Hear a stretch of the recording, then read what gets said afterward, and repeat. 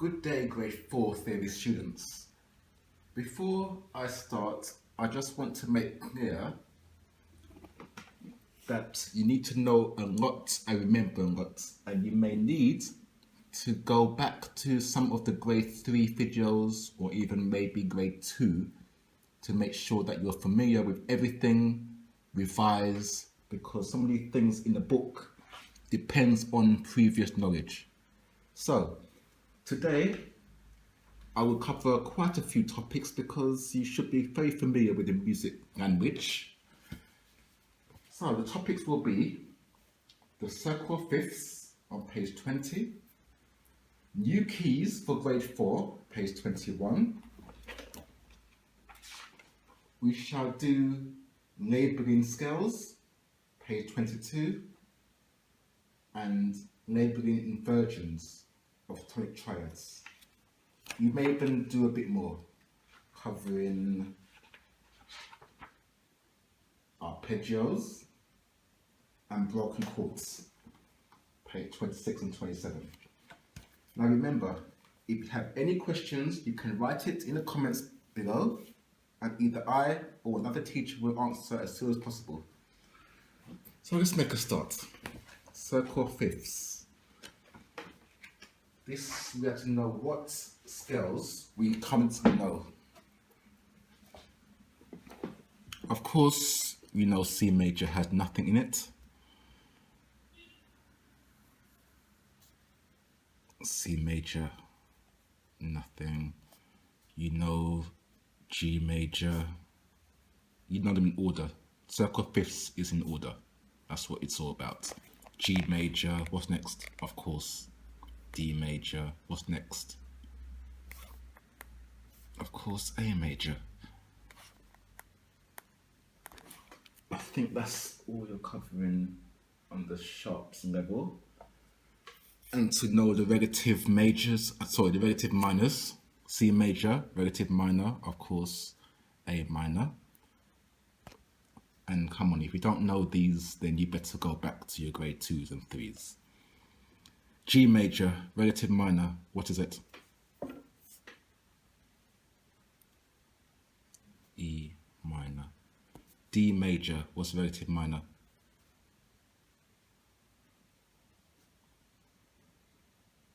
B minor. And A major, what's relative minor? This is F sharp minor. Now, these are the new keys for grade 4. The F sharp minor, the B minor. Have you got any more new keys? No, I think that's new keys. Alright, let me quickly just do what's in them. So G major, we know, has F sharp, we know to be neat. D major, we know, has F sharp and C sharp. 1, 2, A major, 3 sharps, F sharp, always first, C sharp, always second, G sharp, always third. And obviously, E minor has F sharp, B minor has F and C sharp, and F sharp minor has F, C, and G sharp. That is the basis. Your other new keys are in the frets. Let's do it in bass. The first fret major is F major, which has, I'm waiting for you, I hope you said it, B fret. We have B fret major. This may be a new key. Let me check that new key for you. No, it's not. You should know this already. B fret major has 2 frets, B fret and E fret. Next one is E fret major, which has B fret, E fret, and A fret. That's your new key, I believe. So, what's the relative minors? F major, relative minor, D minor. Sorry, I'll give you 10 seconds. B flat major, relative minor. 2, 3, 4, 5, 6, 7, 8, 9, 10. Did you get it?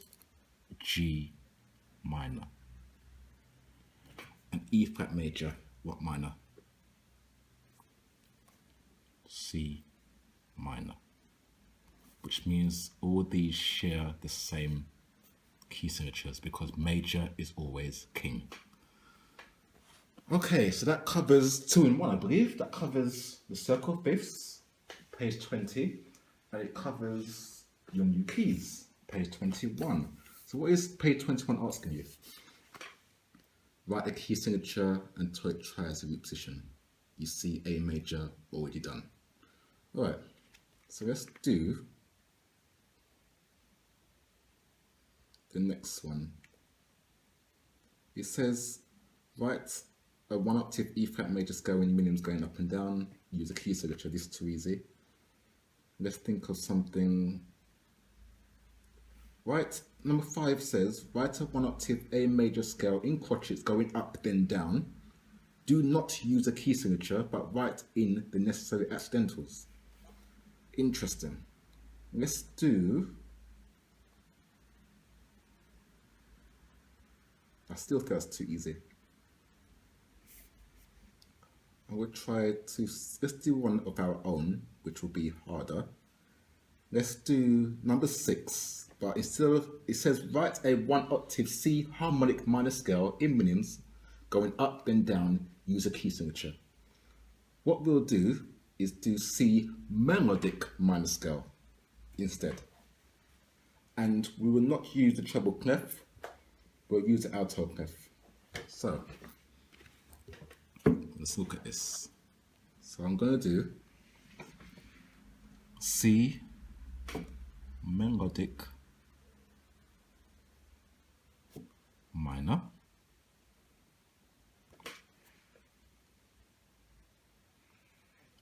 up to down, key signature,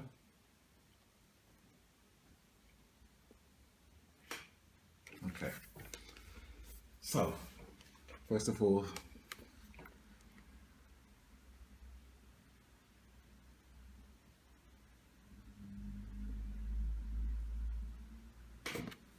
to the outside. Okay, so it said we're going to use a key signature. What's a key signature of C melodic minor? We first got to think about what is the relative major, which is E flat major. What's E flat major got? E flat major has B flat, E flat, A flat. So C melodic minor has B flat, E flat, and A flat. So B flat,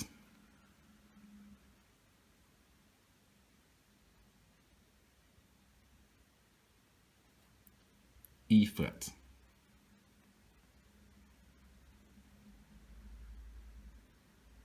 A flat,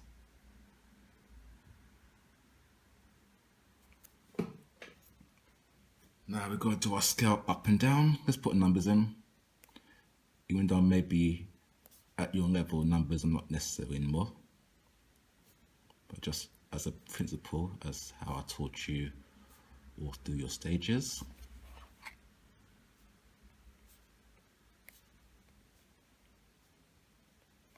Obviously C melodic minor starts in C, so you put C. Oh gosh, sorry, I'm thinking treble. The C is here.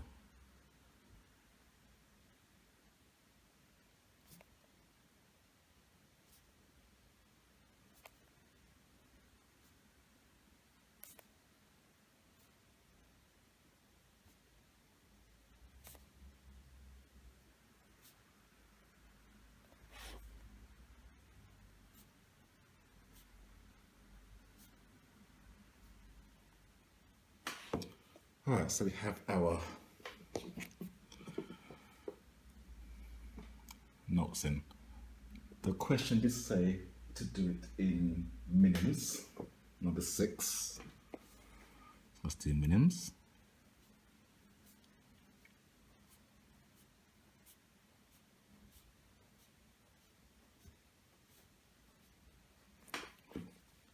Okay. We don't need to put any accidentals in regarding here because we have our key signature. What happens in a melodic minor? We raise the 6th and 7th degrees. Here the 6th. Yes? Now what is this? This is A. A flat. Yes?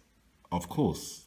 So A flat, to raise A flat will make it A. So we're going to have to make this a natural. What's this? B flat. To raise B flat makes it a B natural. Put a natural in. Climb back down. Remember, in a melodic minor, we come back down in the major key. The major key, the relative major, is E flat. In E flat, we have B, E, and A flat. So we're coming down with B, E, and A flat. So we're here. This is C, this is B, and it's going to be B natural here. Let's make it back to a flat. So make it back to a flat. What is this? A. We have to make it back into a flat. We're coming back down in E flat major. So we tampered with this, so we've got to bring it back. Anything else? Everything else we have not tampered with, so this is normal. This is naturally going to be C, D, E flat, naturally.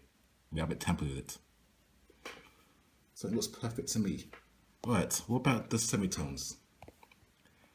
Right, in a melodic minor we have 2, 3. We have 7, 8. Is this a semitone? B natural to C? Yes, so 7, 8. Now, C to B flat, not. It's not. So that's not. 2, 3, yes, as normal. We have 5, 6. No 7, 8 this way. And that makes our C melodic minor. I hope you understand what's happened there. Do the rest. I remember I have not done number 6 for you. I've done melodic minor. You will have to do harmonic minor. Alright, so that covers the new keys. And that also covers the circle of fifths. Let's move on. Labeling scales. Okay, look at page 22. It says label these scales. And we have F sharp. Well, that's what it tells us already. We have 3 sharps. What are 3 sharps? A major, and its relative minor, F sharp. So why would this be F sharp minor and not A major? I'm looking at number 1 here. Well, we see that it starts on F as a hint. A major will not actually start on F, will it? So that will be your answer straight away. It starts on F, it ends in F. It must be F sharp. I think that's very easy. Any problems, let me know. Let's move on. Page 24. It says, labeling inversions of tonic triads. You do know already what the tonic triad is. You know what first inversion is. You know what second inversion is. All it tells you here is that with a first inversion, because we all know that tonic triad is I, big capital I, for a major triad. Now, in first inversion of a major, you put the big I, and B stands for first inversion. And actually, I, A, can also mean tonic triad. Big I, C is second inversion in a major triad. Now, the only difference, when we deal with a minor triad, we use the common I, and common I. I, B, I, C is the same thing. Then we have here chord symbols, if you look down. Now, we have This says that C stroke E, C stroke G. All that means is that it is in C major, but we're starting on E, which means it'll be E starting, yes? E, G, C. It's still C major because C is C, E, G. These are notes that makes the triad. It tells you start C major with E, start C major with G, which should be G, C, E, which is second inversion. This is first inversion.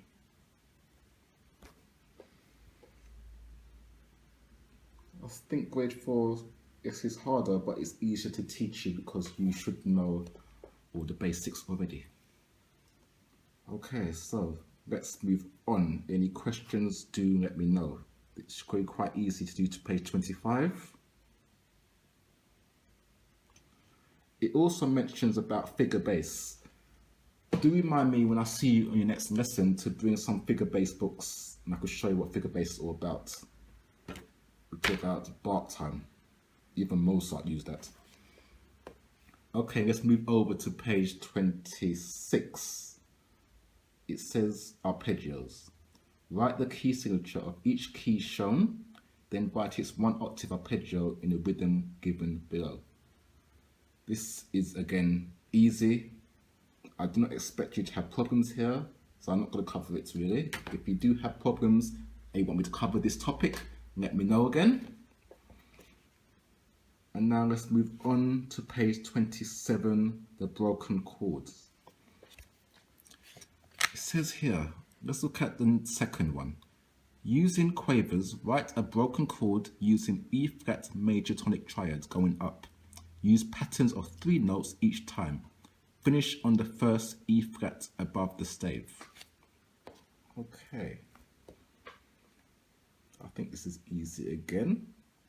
But I'm not going to do this one for you because I want you to do it for yourself. You must learn to think for yourself. So let's do another one. Not E flats. Let's do, what's the chord you're doing? Let's do C. Let's do C. No, you don't. It's C minor already. Next one. Let's do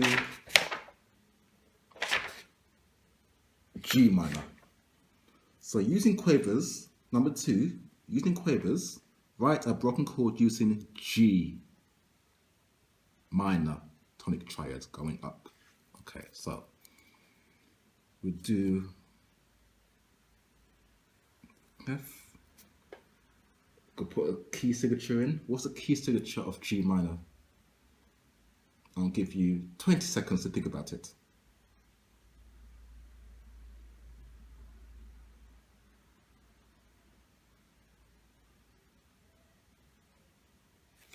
Okay, I'll write it down. That is the G minor key signature. Why? Because it's related to B flat major, which has those 2 frets. Okay, it says 3/8. It will start on G, gives you the first note also. And we're going to finish on the first G above the stave. Okay, so let's do broken chords. So let's first of all, because I know a lot of you make mistakes like this, first of all, know what notes we're going to use. In the G triad, you have G, we have B, and we have D. These are the only notes we'll be using. Oh my gosh, so I just took the space. Oh, I might need that space, sorry. Okay, so broken chord G, B, and D. It says groups in 3s. 1, 2, 3. Now we've got to take this note and bring it over. This note, bring it over. this note, bring to the top.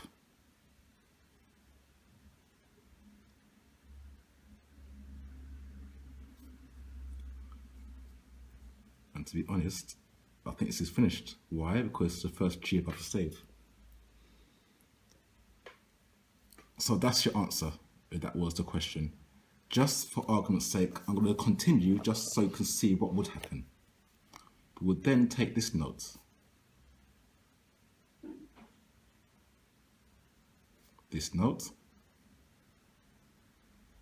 and bring this note to the top.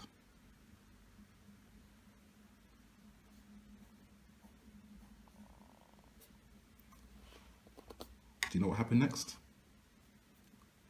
This note,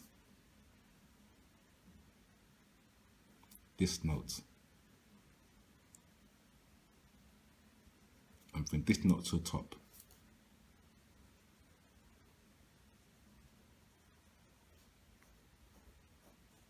That's what would have happened. Okay, and also it's 3/8. What does 3/8 mean? 3 quavers, 1, 2, 3. So I actually have a bar line here, a bar line here, bar line there, bar line there, and finish there. Understand? But for the question, it says to finish on the first G above the stave, which will be this one here, so it will actually finish here. Okay, let's move on. Label these broken chords. Alright, so number 4. We see here, they gave you the answer C minor broken chord. Why is it C minor? If you didn't have the question, the answer there, you might think it's actually a C major broken chord because it has E, G, C, G, C, E. So why is it C minor? Look at the key signature. It has 3 frets. It must be minor.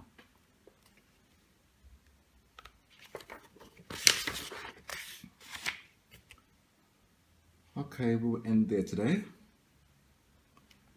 Do complete everything, all the questions, until we continue.